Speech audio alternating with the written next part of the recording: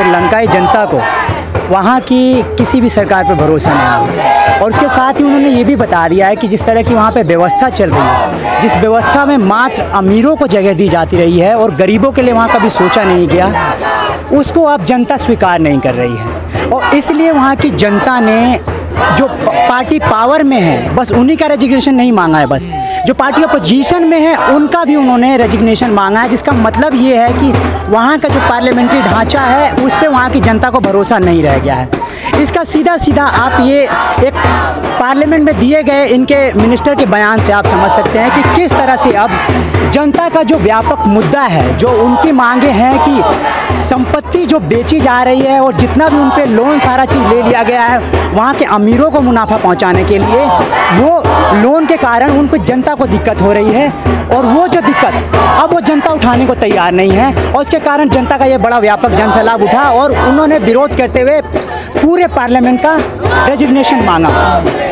परंतु एक समस्या यहाँ आ रही है कि वहाँ की जो सरकार है, हालांकि वो बार बार ये कह रही है कि जनता एनार्की मचा रही है, जनता अराजक हो गई है, पर सवाल तो ये है कि सरकार वहाँ की अराजक हो गई है। आप अगर वहाँ जो अभी पॉलिटिक्स चल रहा है जिस तरह का, अगर उसको समझने की कोशिश करें तो जो विक्रम सिंघे अपनी पार्टी के सिंगल एमपी है और उनको वहाँ का प्रधानमंत्री बना दिया गया है, क्योंकि जो मेन पार्टी पावर में है उनके तो अगेंस्ट में जनता का रोष है।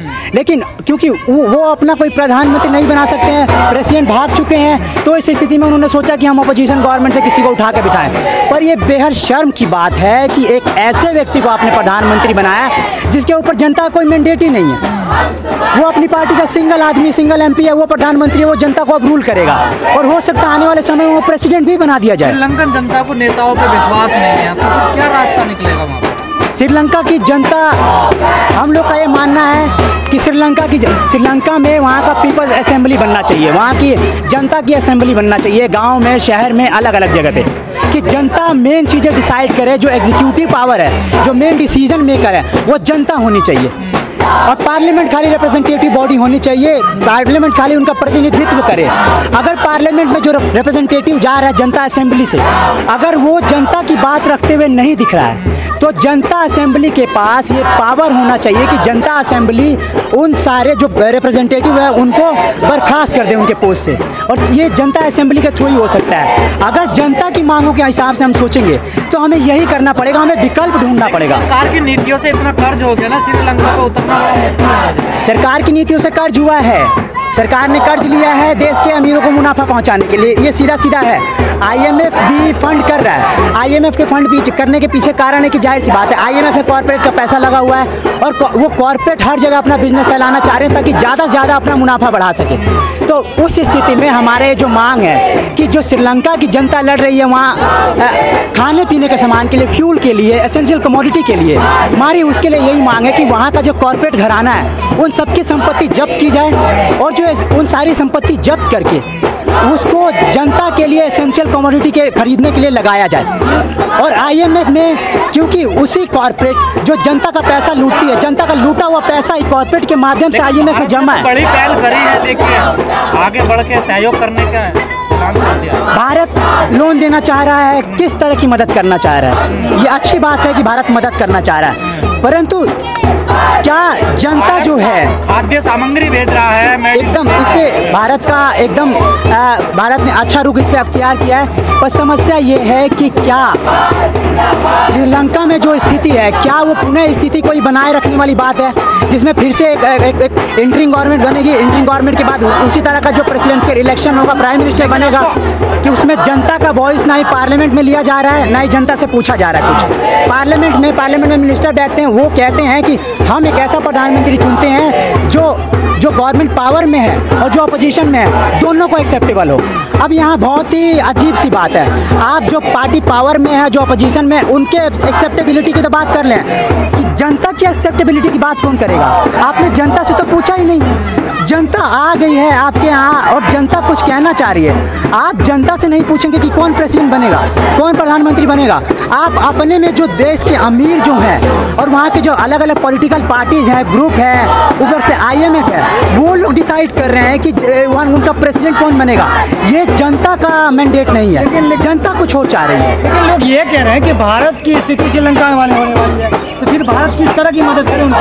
भारत की हालत खुद ऐसी हो रही है, लोग यहाँ की जनता कह रही है। एकदम आप ये बात सही कह रहे हैं कि भारत में भी स्थिति बहुत अच्छी नहीं है, भयावह स्थिति है। अभी हाल ही में डाटा आया है जिसमें मालूम चला 4 या 5 बच्चों में से 3 बच्चे कुपोषण के शिकार हैं। इसी तरह करीब 70% आबादी को ठीक से खाना नहीं मिल पा रहा है। तो ये स्थिति है। इंडिया पे भी 19% कर्ज है अलग अलग कंट्री का, जिसका खामियाजा देश की जनता को भुगतना पड़ रहा है। अभी हाल फिलहाल में कल ही परसों में ये हुआ है कि अब जनता को जो खाने के पदार्थ हैं, अब दूध डेयरी प्रोडक्ट में उनको GST देना है। आप ये सारा चीज़ टैक्स बढ़ा रहे हैं, रेट बढ़ा रहे हैं, पर उस प्रपोर्शन में आप जनता की सैलरी नहीं बढ़ा रहे हैं। एक डाटा आया, सरकार का ही डाटा आया कि देश में मात्र 10% लोग हैं जो 25,000 रुपये कमा रहे हैं। यानी आप 25,000 जो कमा रहे हैं, 25,000 क्या है ऐसी महंगाई में? मैं जानना चाहूँगा 25,000 ऐसी महंगाई में क्या है? अगर मात्र बड़ी महंगाई भारत में भी बढ़ रही है जी, दोनों हालात सेम नहीं लग रहे आपको?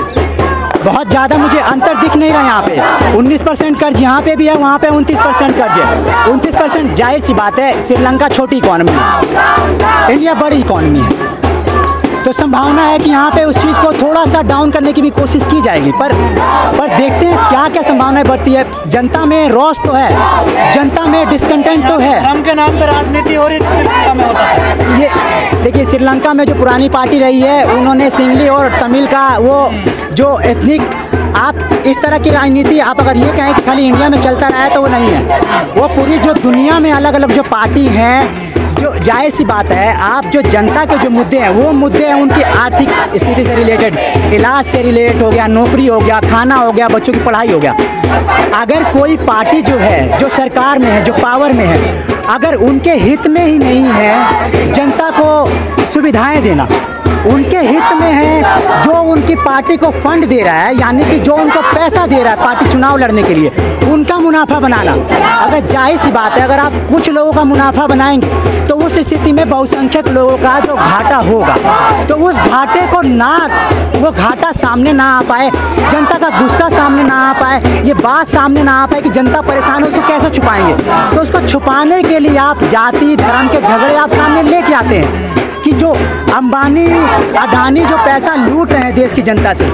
बड़ा ही विडंबना की बात है कि देश की सरकार ये लगातार कहती रही, एक लॉकडाउन ऐसा हुआ, कोरोना आया, एकदम अनप्रेसिडेंटेड क्राइसिस था, हम लोग नहीं लड़ सकते थे, इसका असर सब पे पड़ा।